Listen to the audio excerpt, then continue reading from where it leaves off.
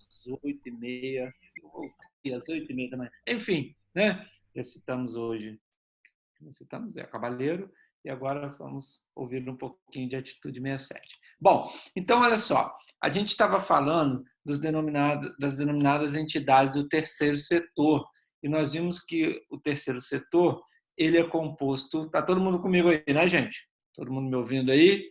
Tranquilo, de boa? Tranquilidade? Igual o Flamengo? Boa? Então, vamos lá. A gente estava falando das entidades do terceiro setor, e vimos que o terceiro setor se subdivide em OS e OCIP. Começamos a abordagem acerca das OS, vimos que, e eu vou precisar disso aqui, por isso eu vou grifar novamente, nós vimos que as OS configuram uma qualificação especial otorgada pelo governo federal. Esta qualificação é otorgada pelo governo federal a entidades de iniciativa privada sem fins lucrativos que atuam em atividade de interesse público. E por exercer atividade de interesse público, é aquilo que eu dizia. Imagina que uma entidade privada, no sentido de criada por particular, preste serviço de saúde.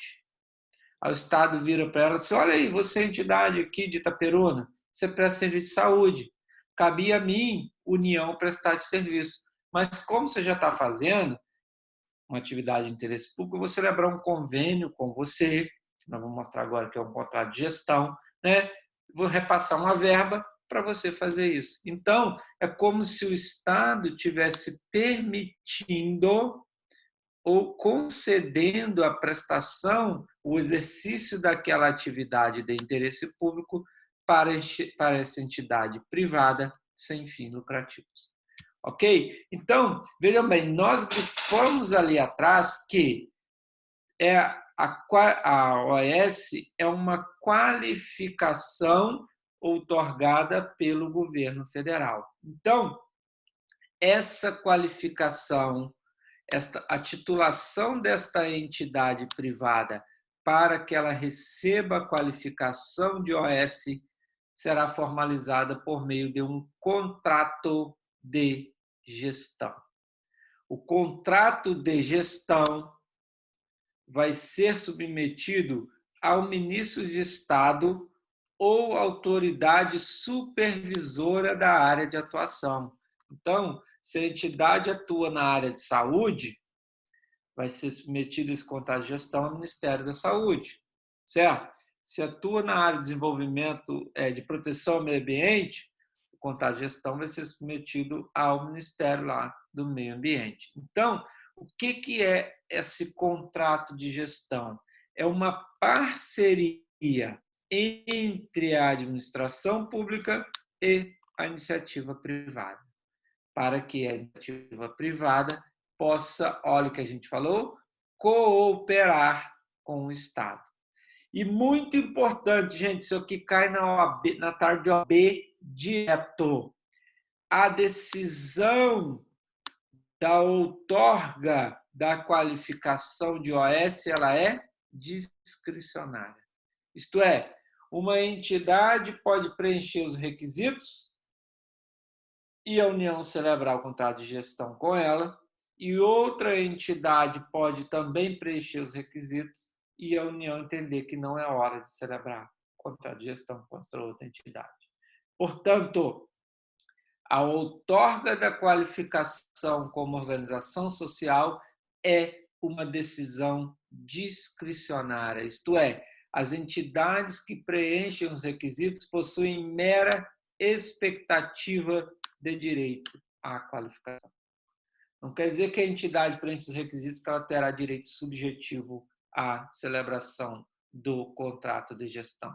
Tem mera expectativa de direito. Reitero, há entidades que preenchem os requisitos e a União entende que é hora de formalizar esse convênio, e, por outro lado, há entidades que preenchem os requisitos e a União entende que agora não é hora, então nós não vamos celebrar contrato de gestão com vocês. Ok? Beleza? Aí o que acontece? O que tem caído muito nessas provas? o artigo 24, inciso 24, olha como é fácil de decorar, o artigo 24, inciso 24, prevê a possibilidade de dispensa de licitação para celebração de contratos de prestação de serviços com OS para atividades contempladas no contrato de gestão. O que é isso, crianças? Vocês devem ter ouvido falar aí nos noticiários que até pouco tempo atrás, diversas OSs, diversas organizações sociais espalhadas em todo o estado, mas que, vou melhorar a expressão, diversas UPAs, Unidade de Pronto Atendimento, estavam sendo geridas, administradas por OS. Até pouco tempo, a UPA de Itaperuna estava sendo gerida por uma organização social. Então, o que acontece? O Estado, eu me refiro ao Estado em sentido amplo, pode contratar uma OS para gerir uma UPA, por exemplo, e não precisa realizar licitação, desde que essa entidade privada tenha qualificação de OS e atue na área de saúde, tenha celebrado um contrato de gestão com a União, esta OS pode ser contratada para gerir a UPA. Isso aconteceu muito. Como pode ser contratada para outras atividades relacionadas às suas atividades fins e não há necessidade de licitação. Esse inciso 24, ele está tendo a sua constitucionalidade questionada por meio da DIN 1923 de 1998. E aí, à época, tinha saído uma liminar que declarou, em caráter, evidentemente, liminar a inconstitucionalidade dispositiva. Houve recurso e aí saiu uma liminar suspendendo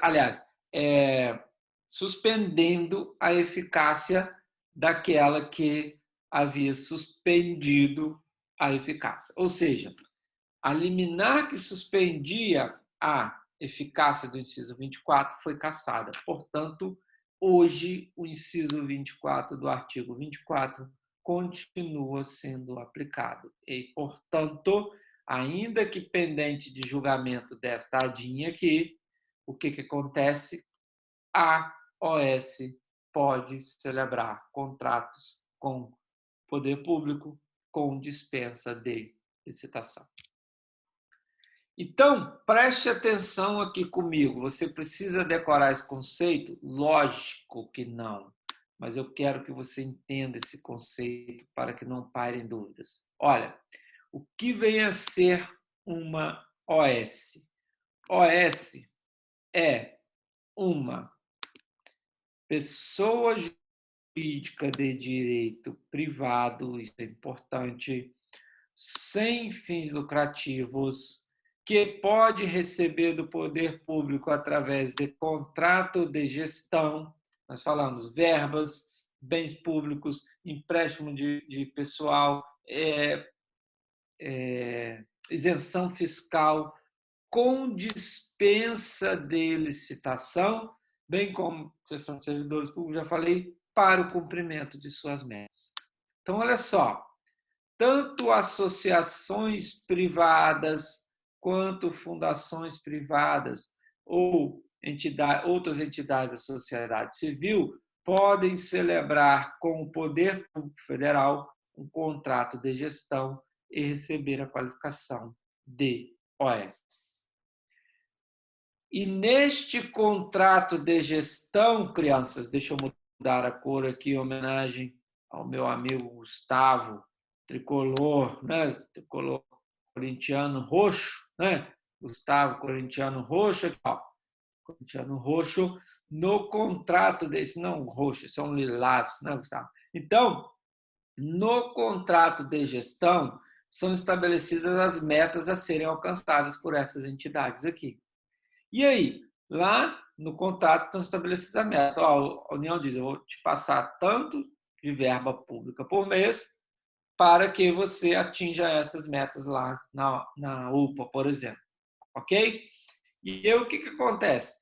Se as metas estão sendo atingidas, vai haver o repasse de verba, vai haver o repasse de bens públicos, vai haver cessão de servidores, conforme está no contrato.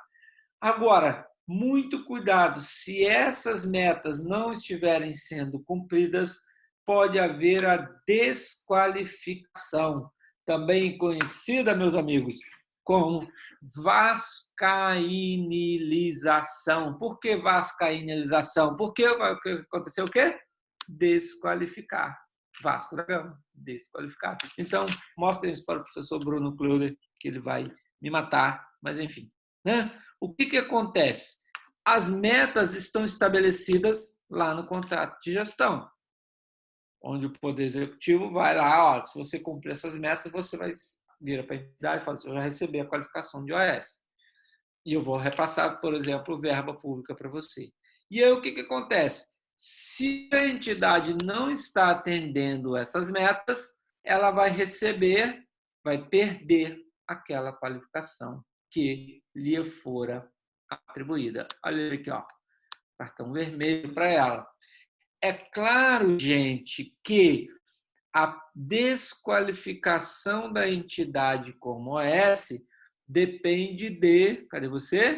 Processo administrativo com garantia de quem? De quem? De quem?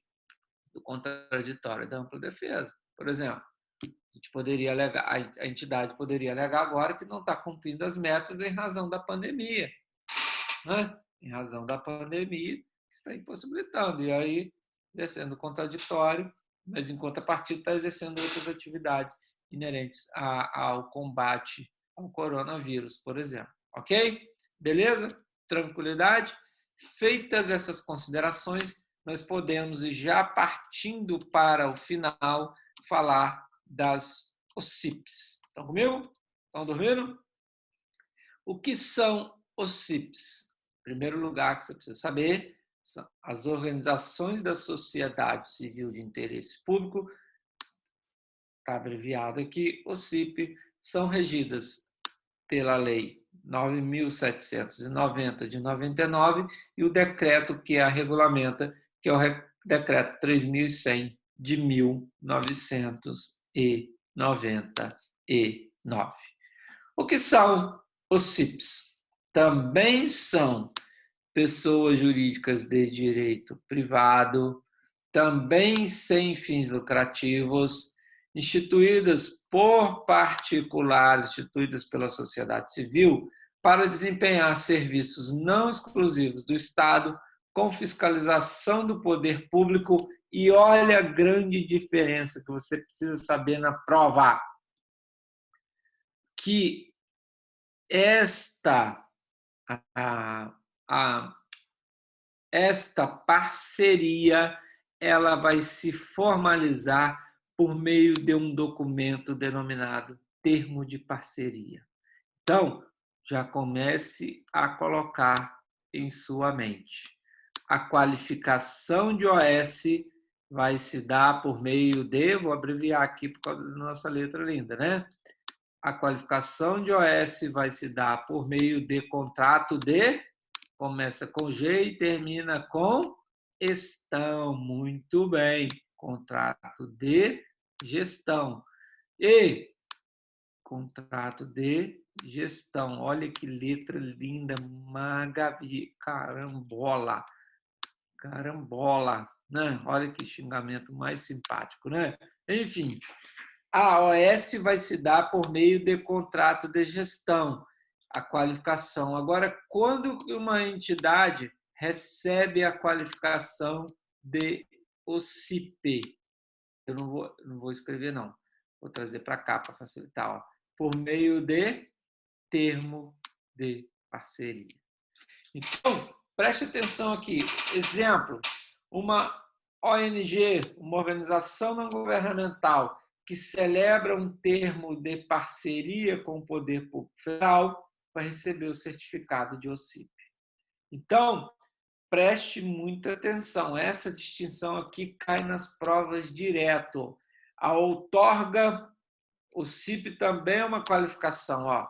A outorga do título de OCIP vai se dar por meio de termo de parceria, que vai possibilitar, por exemplo, a destinação de recursos públicos para esta entidade. Quais são, e aí, meus amigos, vocês precisam ler isso aqui,